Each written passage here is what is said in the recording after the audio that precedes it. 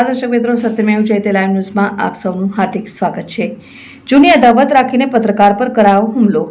બનાવની વિગત એવી છે કે ગૌતમભાઈ બારોટ માહિર ગુજરાત નામનો પાક્ષિક ન્યૂઝપેપર ચલાવે છે। તેઓ તારીખ 9 માર્ચ 2025ના રોજ ગોત્રી વિસ્તારમાં આવેલા પ્રિયા સિનેમા પાસે ચાની લારી ઉપર ચા પીને નીકળી રહ્યા હતા। ત્યારે એક ઇસમ નામે પ્રકાશ કિરીટસિંહ પરમાર તેમની ટુ વ્હીલર લઈને ગૌતમભાઈની ગાડીને અથાડી હતી। અથડતાની સાથે જ પ્રકાશભાઈ દ્વારા ગૌતમભાઈ અપશબ્દો બોલી ગાડી બોલવાનું ચાલુ કરીને તેમને પહેરેલું હેલ્મેટ પ્રકાશભાઈ ગાડી માથાના ભાગે તથા હાથના ભાગે મારવાનું ચાલુ કરી દીધું હતું અને જાનથી મારી નાખવાની ધમકી પણ આપી હતી અને ગૌતમભાઈએ પોતાનો બચાવ ન કર્યો તો માથાના ભાગે ગંભીર ઇજાઓ પહોંચી હતી।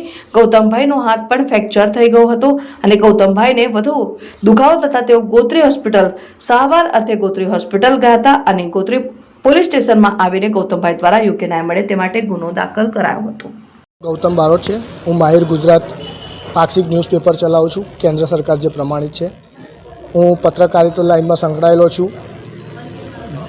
ગઈ 9 તારીખે એક પ્રકાશ પરમાર નામના વ્યક્તિએ એક જૂની અદાવત રાખીને મારી પર હુમલો કરેલો છે। હુમલાની વિગત એવી છે કે હું જે પ્રિયા ટોકીઝ રોજ બેસું છું ત્યાં પણ એ ચા સિગરેટ એ પીવા એ પણ રોજ આવે છે।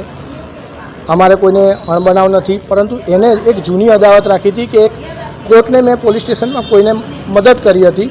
એણે એ જૂની અદાવત મારી સાથે રાખી હતી અને 9 તારીખના રોજ હું જેવો ત્યાંથી ચા પીને નીકળતો હતો મારી બાઇક લઈને, તો એ ભાઈ સીધો બાઇક કે જે પ્રકાશ પરમાર છે એ બાઇક લઈને સીધો આવીને એક્ટિવા લઈને આવ્યો હતો અને મારી બાઇકમાં સીધી અથાડી દીધી।